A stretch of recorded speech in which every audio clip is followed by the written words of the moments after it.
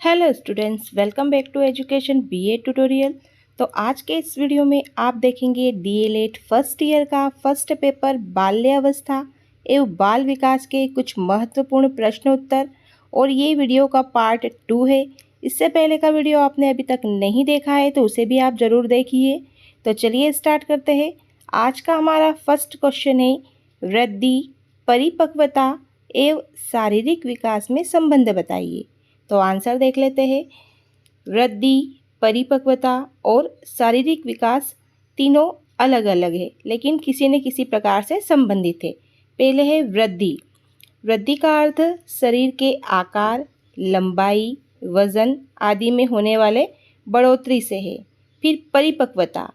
तो परिपक्वता वह प्रक्रिया है जिसमें बालक की शारीरिक एवं मानसिक क्षमताएं पूर्ण रूप से विकसित होती है।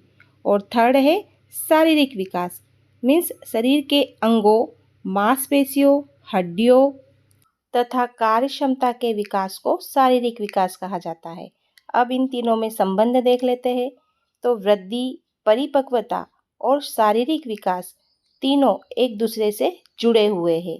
वृद्धि के कारण शरीर का आकार बढ़ता है, जबकि परिपक्वता शरीर को कार्य करने योग्य बनाती है। और शारीरिक विकास में वृद्धि और परिपक्वता दोनों का योगदान होता है। उदाहरण के लिए बच्चे की ऊंचाई बढ़ना वृद्धि है, मांसपेशियों का मजबूत होना शारीरिक विकास है और चलना फिरना सीखना परिपक्वता का परिणाम है। इस प्रकार वृद्धि, परिपक्वता एवं शारीरिक विकास मिलकर बालक के, बच्चे के संपूर्ण विकास में सहायक होते हैं। आगे बढ़ते हैं नेक्स्ट क्वेश्चन की ओर। क्वेश्चन नंबर 2, मीड का सामाजिकरण सिद्धांत क्या है? आंसर देखते हैं। तो समाजशास्त्री मीड के अनुसार सामाजिकरण वह प्रक्रिया है जिसके द्वारा बालक समाज के व्यवहार, नियम और मूल्यों को सीखता है। मीड ने बताया है कि बालक दूसरों के साथ संपर्क और अनुकरण द्वारा अपना व्यक्तित्व विकसित करता है। और सामाजिकरण की इन्होंने 3 अवस्था बताई है। पहली अवस्था है अनुकरण अवस्था, मीन्स दूसरों की नकल करना। सेकंड है खेल अवस्था, अलग अलग भूमिकाएं निभाना। और थर्ड है समूह खेल अवस्था, सामाजिक नियमों और समूह व्यवहार को समझना।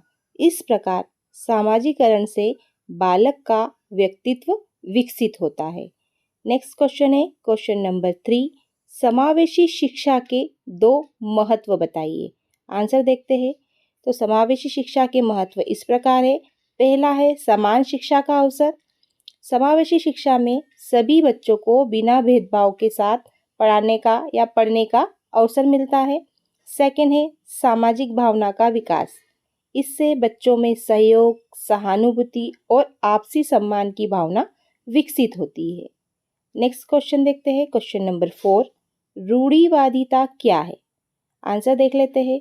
तो रूढ़िवादिता वह मानसिकता है जिसमें व्यक्ति पुराने रीति रिवाजों, परंपराओं और मान्यताओं को सही मानकर उनका पालन करता है तथा नए विचारों और परिवर्तनों को स्वीकार करने में हिचकिचाता है। और ऐसे ही लोग समाज में बदलाव का विरोध करते हैं और पुरानी सोच को बनाए रखना चाहते हैं। इसी सोच को रूढ़िवादिता कहा जाता है। नेक्स्ट क्वेश्चन, क्वेश्चन नंबर 5, बाल श्रमिक बनने से रोकने के उपाय लिखिए। आंसर देख लेते हैं। तो बाल श्रमिक बनने से रोकने के कई उपाय है। पहला है बच्चों को अनिवार्य एवं निःशुल्क शिक्षा प्रदान करना। सेकंड, गरीब परिवार को आर्थिक सहायता देना। थर्ड, बाल श्रम कानूनों का सख्ती से पालन करना। फोर्थ, लोगों में बाल श्रम के प्रति जागरूकता फैलाना। फिफ्थ, बच्चों को शिक्षा और कौशल विकास के अवसर देना। सिक्स्थ, बाल श्रमिक बच्चों के पुनर्वास की व्यवस्था करना। इस प्रकार बाल श्रमिक बनने से रोका जा सकता है। नेक्स्ट क्वेश्चन, क्वेश्चन नंबर 6, शिशु गृह क्या है, इसके लाभ बताइए। तो आंसर देख लेते हैं। शिशु गृह वह स्थान है जहां छोटे बच्चों की देखभाल, पालन पोषण और शिक्षा की व्यवस्था की जाती है। विशेषकर तब जब माता पिता काम पर जाते हो। और इसके लाभ देखते हैं तो बच्चों की उचित देखभाल होती है, बच्चों के शारीरिक एवं मानसिक विकास में सहायता मिलती है। थर्ड, बच्चों में सामाजिक व्यवहार का विकास होता है। फोर्थ, कामकाजी माता पिता को सुविधा मिलती है। फिफ्थ, बच्चों को सुरक्षित वातावरण प्राप्त होता है, इसे ही शिशु गृह कहते हैं। नेक्स्ट क्वेश्चन, क्वेश्चन नंबर 7, मौखिक संप्रेषण क्या है? आंसर देख लेते हैं।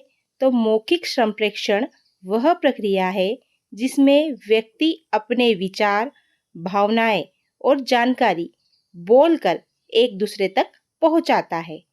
इसमें भाषा और शब्दों का उपयोग किया जाता है, जैसे बातचीत करना, भाषण, चर्चा आदि मौखिक संप्रेषण के उदाहरण हैं। नेक्स्ट क्वेश्चन, क्वेश्चन नंबर 8, दबंगता क्या है?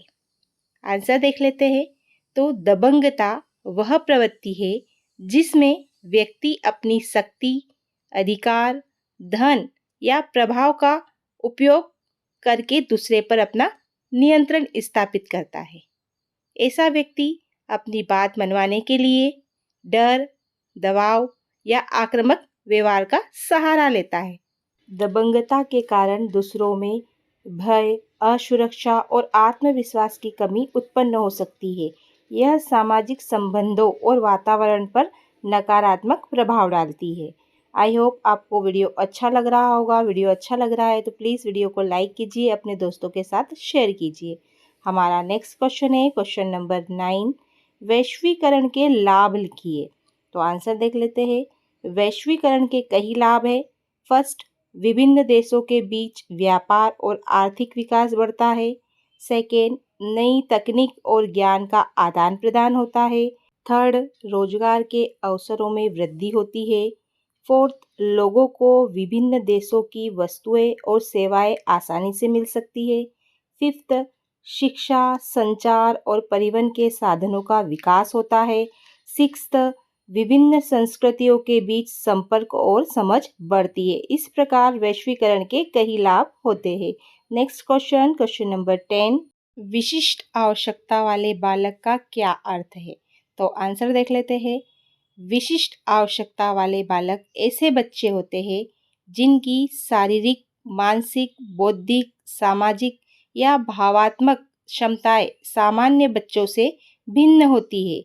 इन बच्चों को सीखने, समझने या दैनिक कार्य करने में विशेष सहायता, प्रशिक्षण और सुविधाओं की आवश्यकता पड़ती है। इनमें दृष्टिबाधित बालक, श्रवण बाधित बालक, मानसिक रूप से मंद बालक, शारीरिक रूप से दिव्यांग या अधिगम कठिनाई वाले बच्चे सम्मिलित होते हैं। ऐसे बच्चों के समुचित विकास के लिए विशेष शिक्षा, सहानुभूति और सहयोग आवश्यक होता है। बढ़ते हैं नेक्स्ट क्वेश्चन की ओर। क्वेश्चन नंबर 11, खेलों की विशेषता लिखिए। आंसर देख लेते हैं। तो खेलों की कई विशेषता होती है। फर्स्ट, खेल बच्चों को आनंद और मनोरंजन प्रदान करते हैं। सेकेंड, खेल शारीरिक एवं मानसिक विकास में सहायक होते हैं। थर्ड, खेलों में स्वैच्छिक सहभागिता होती है। फोर्थ, खेल सहयोग, अनुशासन और सामाजिक भावना विकसित करते हैं। फिफ्थ, खेलों के कुछ निश्चित नियम होते हैं। सिक्स्थ, खेल रचनात्मकता और कौशल विकास को बढ़ावा देते हैं। सेवेंथ, खेल बच्चों में आत्मविश्वास और नेतृत्व क्षमता का विकास करते हैं। इस प्रकार जीवन में खेलों का बड़ा महत्व है। नेक्स्ट क्वेश्चन, क्वेश्चन नंबर 12, स्पर्धा एवं सहयोग से आप क्या समझते हैं? आंसर देखते हैं। तो स्पर्धा का अर्थ है दूसरों से आगे बढ़ने या जीत प्राप्त करने के लिए किया गया प्रयास। इससे व्यक्ति में मेहनत, उत्साह और आत्मविश्वास बढ़ता है। और सहयोग का अर्थ है किसी कार्य को मिलजुल कर और एक दूसरे की सहायता से करना। इससे प्रेम, एकता और सामाजिक भावना का विकास होता है। यही सहयोग कहलाता है। बढ़ते हैं नेक्स्ट क्वेश्चन की ओर। नेक्स्ट क्वेश्चन है, विकास में होने वाले परिवर्तनों का वर्णन कीजिए। तो इसका आंसर देख लेते हैं। विकास में कई प्रकार के परिवर्तन होते हैं। विकास एक सतत प्रक्रिया है जिसमें बालक के शरीर, मन और व्यवहार में विभिन्न प्रकार के परिवर्तन होते हैं और ये परिवर्तन इस प्रकार है। सबसे पहला परिवर्तन शारीरिक परिवर्तन मीन्स ऊंचाई, वजन, मांसपेशियों और शरीर के अंगों में वृद्धि होती है।